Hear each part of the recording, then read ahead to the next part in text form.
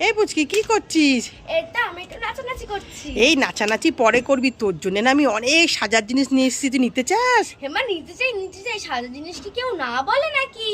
ঠিক আছে তাহলে হাত পাত। ঠিক আছে দাও। এই নে। ই বাবা, ঝুড়ি দিয়ে কে সাজে?